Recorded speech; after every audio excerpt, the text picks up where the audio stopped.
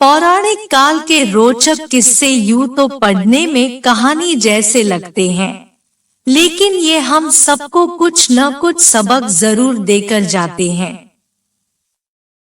ऐसा ही रोचक किस्सा हम आपको बताने जा रहे हैं, जो कि भगवान राम और कृष्ण दोनों से जुड़ा है। कहानी भगवान कृष्ण के मोर मुकुट को लेकर है। आखिर क्यों वासुदेव अपने सिर पर मुकुट में मोर पंख धारण करते हैं?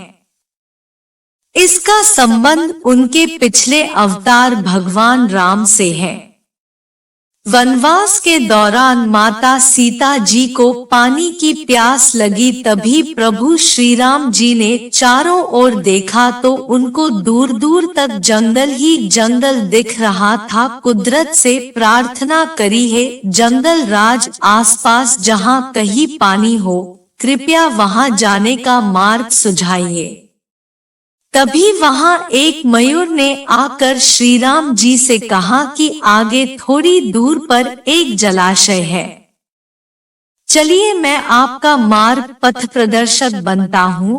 किंतु प्रभु, मार्ग में मुझसे भूल चूक होने की संभावना है। श्री राम जी ने पूछा, वह क्यों? तब मयूर ने उत्तर दिया कि मैं उड़ता हुआ जाऊंगा और आप पैदल चलते हुए आएंगे, इसलिए मार्ग में मैं अपना एक एक पंख बिखेरता हुआ जाऊंगा। उसके सहारे आप अवश्य ही जलाशय तक पहुंच ही जाओगे। यह बात तो हम सभी जानते हैं कि मयूर के पंख एक विशेष समय एवं एक विशेष ऋतु में स्वयं ही बिखरते हैं। अगर वह अपनी इच्छा के विरुद्ध अपने पंखों को बिखेरेगा तो उसकी मृत्यु हो जाती है। और वही हुआ अंत में, जब मयूर अपनी अंतिम सांस ले रहा होता है।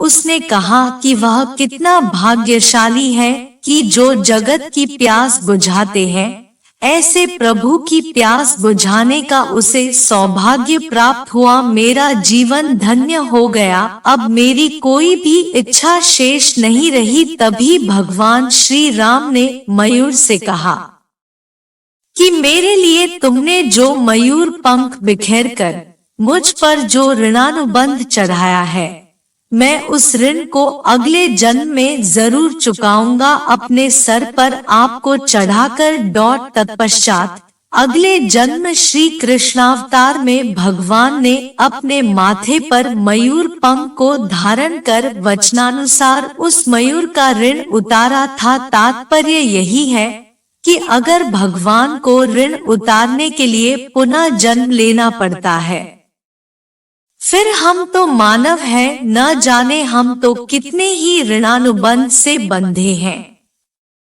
उसे उतारने के लिए हमें तो कई जन्म भी कम पड़ जाएंगे।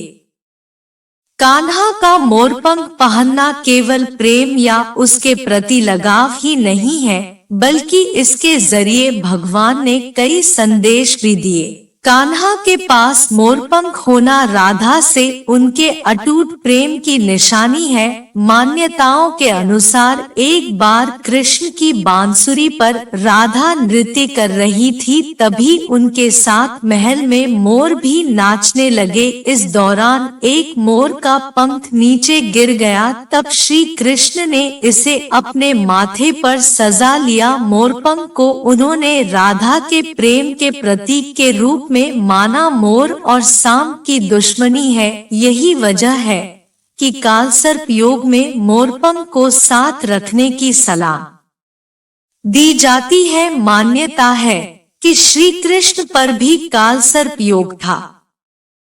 कालसर्प दोष का प्रभाव करने के लिए भी भगवान कृष्ण मोरपंख को सदा साथ रखते थे। श्री कृष्ण के बड़े भाई बलराम शेषनाग के अवतार थे। मोर और नाग एक दूसरे के दुश्मन हैं, लेकिन कृष्ण जी के माथे पर लगा मोरपंख यह संदेश देता है कि वह शत्रु को भी विशेष स्थान देते हैं।